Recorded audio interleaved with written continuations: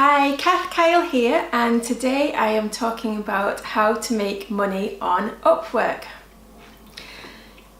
Now, I want to bring you a different perspective on this. I am not sharing how to make money on Upwork from my own perspective, but from somebody who hires a lot of people on Upwork. So I have hired hundreds and hundreds of people on Upwork. And if you are trying to make money on Upwork, I thought you might find it valuable to learn what it feels like from somebody who is hiring people and what I'm actually looking for.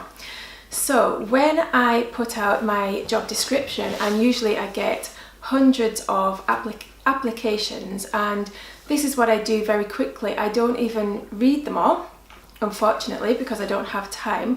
So this is what I do is, first of all, I discard the ones that don't have any work experience or reviews, because this is critical for me, for my business, is that I'm not the guinea pig and that I'm not taking on somebody who's had no prior experience, because I don't have time to waste on somebody who has no experience when there's hundreds and thousands of people who do already have experience. So that's my first criteria, is they've got to have experience. And so here's a tip: we've all got to start somewhere, and obviously you don't have any reviews or any work experience when you first get started. So how do you get that very first client? And what I would suggest is to offer your services for free. I would say bid on as many different jobs as you can every single day, and in the description offer to do the job for a certain period of time, like maybe 2 weeks, for completely free, or if it's a short job, finish the job completely free in return for a review. And you'd be surprised how many people would say yes, because obviously they want to save money when they're hiring people. So do that a few times and get maybe 3 positive reviews on there, and then start applying for jobs after that. So that's the first thing that I do, is I discard anybody with no experience. And then after that, what I do is I have a very, very quick scan of what they've initially written. I don't look at any of their kind of prior work history to start with. I look at what they've written. First of all, I see if it makes a difference whether they have a good standard of English. Then I look at the standard of English that they've written in, and I need to be able to understand what they've written, and it depends on what type of job they're applying for, how good the English needs to be. If it's a tech job, it doesn't need to be perfect, but if it's something that involves writing, then it does need to be pretty much perfect. So I look at the standard of English. And another thing I do is I get a gut feeling about somebody, and this is something that's hard to explain, but I will try and let you know where this gut feeling comes from. I try and go off intuition as much as I can when I'm hiring people, because it generally turns out to be quite accurate. So the gut feeling is, what kind of feeling do you get when you're reading that profile? Does it make you feel happy, confident, successful, like the job's going to get done, that you're in a safe pair of hands?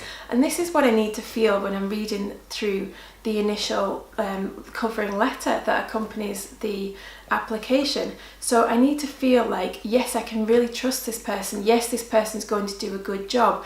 And these can be really subtle things, but it's like injecting a little bit of personality into your application. So it's not just the difference between writing something very bland, like, I can get this job done for you.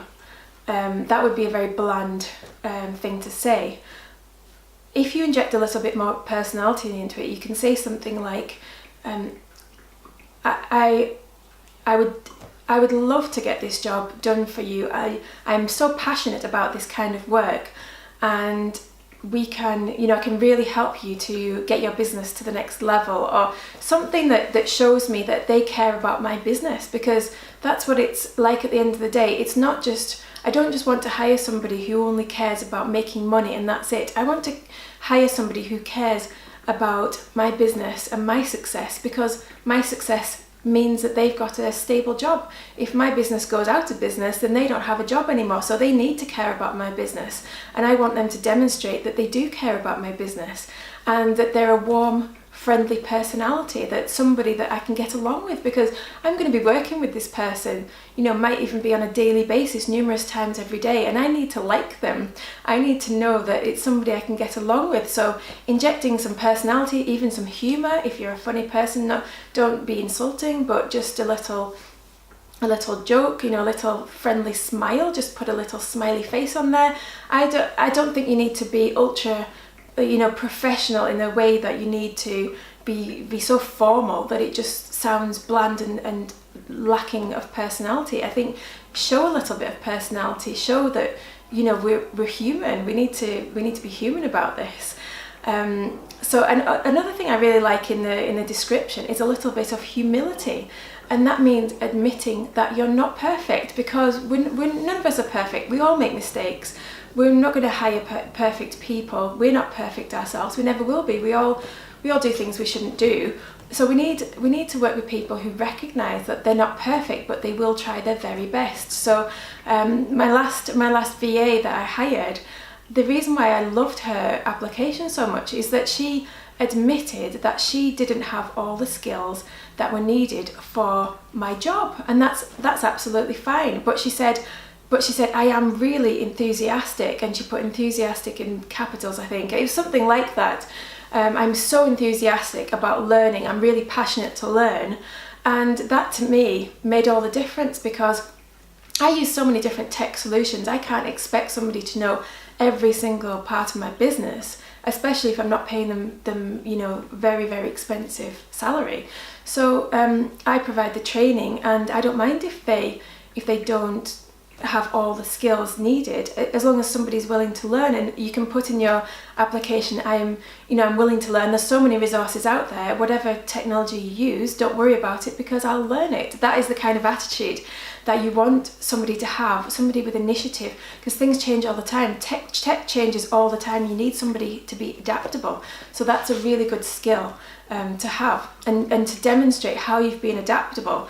And another thing I really like it when people do is they grab one of their testimonials, one of their reviews, and they put it actually in the description, in their profile, or in the covering letter, and you can say, here's the proof that I've done a really good job for this client. I loved working with this client, and they did a job for her, and here's the results. I love it when people do things like that. And then I also have a quick look at the testimonials, and as long as they look like they're positive, and that there's not some horrendous negative testimonial on there, then I'll probably will shortlist them for the job. And it's probably down to the gut feeling that it's those little personality tweaks that really make all the difference for me. When I'm hiring people, that's really what I look for. So you can, if English isn't your first language, you might struggle a little bit with this, but I would recommend go onto somebody's profile who does speak English very well. Here's a great tip. Go onto a copywriter's profile, because they know how to write really, really well, and look at the techniques that they use to get their clients. They will start off in a really chatty way. Like, they start off their profile saying things like, are you struggling with X, Y, and Z? You're really client focused right from the start. You're not talking about, I am highly qualified and I am highly skilled in this area. You're talking immediately about the client. The client is your number one priority. So immediately, are you struggling with this? I can help you. It's really chatty, not big chunks of text. It's all broken up. It's very, very easy to skim read it all the way down. Have a look at a copywriter's profile, and don't copy it word for word. Put it into your own words, inject your own personality into it, and just use it as a model, as a guide to create your own profile. That is the number one skill I can give you when you are on Upwork.